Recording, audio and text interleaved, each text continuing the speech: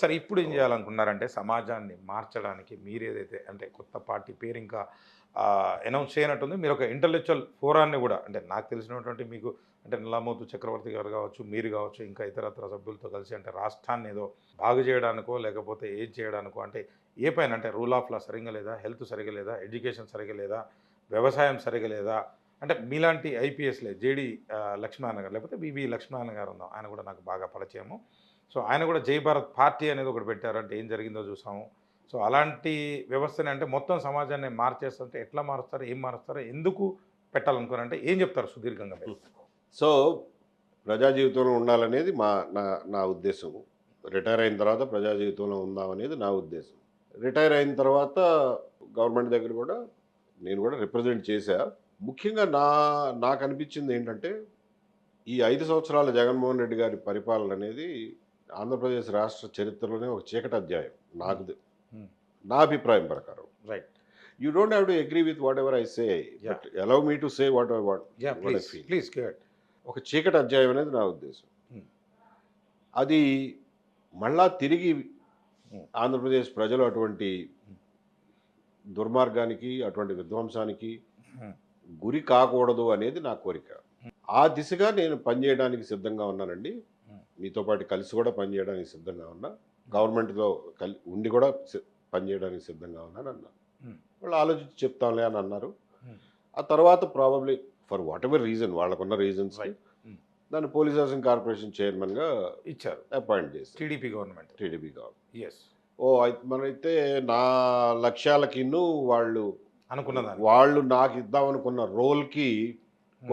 కుదరడం లేదులే అని చెప్పి నేను సున్నితంగా అందులో చేరకుండా మాట్లాడకుండా కూర్చున్నా. వాళ్ళు వాళ్ళు ఉద్యోగం ఇవ్వలేదు అనో, లేకపోతే వాళ్ళు అవకాశం ఇవ్వలేదు కాబట్టి నా లక్ష్యాలను నేను మార్చుకోను గదా! హ్మ్. సో, హ్మ్. నా లక్ష్యాలని హ్మ్. ముందుకు తీసుకుపోవాలంటే ఏం చేయాలని ఆలోచించుకొని హ్మ్. నేనైతే ఇక పొలిటికల్‌గా పొలిటికల్‌గా ఎంటర్ అయ్యి రైట్. ప్రజల దగ్గరికే పోదాం. ప్రజలకే ఎక్స్‌ప్లెయిన్ చేసి చెప్దాం. హ్మ్. వాళ్ళు ఎంతవరకు రైట్. ఇష్టపడితే, ఆదరిస్తే ఆ మేరకు పనిచేద్దాం అన్న ఆలోచనకొచ్చాం. హ్మ్. హ్మ్. సో, అందుకని చెప్పి పొలిటికల్ పార్టీ పెట్టాల్సుంటుంది అనేది ఒక ఆలోచనొచ్చింది. హ్మ్. దానికి ఇంకా చాలా టైం పడుతుంది. Plus yes. Ground ground work. Work చాలా చేయాలి గదా! అంత రైట్. ఈజీ ఏం కాదు. నో. యాహ్! గ్రౌండ్ వర్క్ అంటే కొంత అది ప్రజలకు మీరు చెప్పాల్సినటువంటి అవసరం చెప్పాలి. కూడా ఉంది. మీరు పబ్లిక్ డొమైన్‌లోకి వస్తున్నప్పుడు నేను ఏ ప్రశ్న అయినా అడగొచ్చు. కరెక్ట్. Common correct. మ్యాన్‌గా. Correct. Right? Correct. Correct. So, correct. ఇక్కడ అంటే ఏ విధి విధానాల మీద అంటే మీకు ఎటువంటి ఎజెండా కావచ్చు, లేకపోతే మీ సంస్కరణలు అంటే ఇవి మార్చాలి అనుకుంటున్నారంటే ఏం చెప్తారు మీరసలు? సిద్ధాంతం ముఖ్యంగా. ముఖ్యంగా మా ఉద్దేశంలో ఈ రోజున దేశంలో గానియండి, ముఖ్యంగా రాష్ట్రంలో మేము ఎక్కువగా ఆంధ్రప్రదేశ్ గురించే కాన్సంట్రేట్ చేస్తున్నాం. రైట్. సో, హ్మ్. ఆంధ్రప్రదేశ్ రాష్ట్రంలో గాని, దేశంలో గాని ఒక రకమైనటువంటి ఉక్కపోత వాతావరణం ఉంది. ఉద్రిక్తత. ఉద్రిక్తత కూడా ఏమి లేదు. హ్మ్. రాజకీయంగా ఉద్రిక్తత ఏమి లేదు. హ్మ్. ఉక్కపోత వాతావరణం ఉంది. ప్రజలు వాళ్ళ పొటెన్షియల్‌కి సరిపడా పని చేసుకోలేకపోతున్నారు. సంపాదించుకోలేకపోతున్నారు. హ్మ్. చాలా బంధనాల్లో హ్మ్. ఇరికిచ్చేశారు సిస్టమ్ మొత్తాన్ని. హ్మ్. ఈ బంధనాల నుంచి విముక్తి అయితే తప్ప హ్మ్. ప్రజలు స్వేచ్ఛగా వాళ్ళ పనులు వాళ్ళు చేసుకుని, వాళ్ళ సంపాదన వాళ్ళు రైట్. సంపాదించుకుని, వాళ్ళ అభివృద్ధి వాళ్ళు చేసుకోలేరు అనేది మా ఆలోచన. దానికి ఇప్పుడున్నటువంటి బంధనాలేంటి? దాన్ని ఎలా తొలగించుకోవాలి? హ్మ్. ఎలా మనం అవకాశాలు సృష్టించుకోవాలి?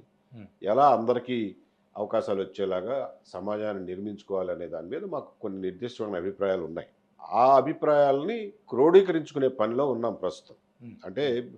మేము చాంతాడంత రైట్. ఫిలాసఫీ చెప్తే ఎవరికీ హ్మ్. వినిపించుకోలేరు. రైట్. మీ అంత అర్థం మేనిఫెస్టో చాలా చేసుకోరు. తక్కువగా ఉంటదంటారు. మేనిఫెస్టో చాలా చిన్నగా, యెస్. సూటిగా అర్థమయ్యేలాగా ఉండాలి. నిర్దిష్టంగా. నిర్దిష్టంగా ఉండాలి. హ్మ్. సో, దాన్ని తయారు చేసుకునే పనిలో ఉన్నామిప్పుడు.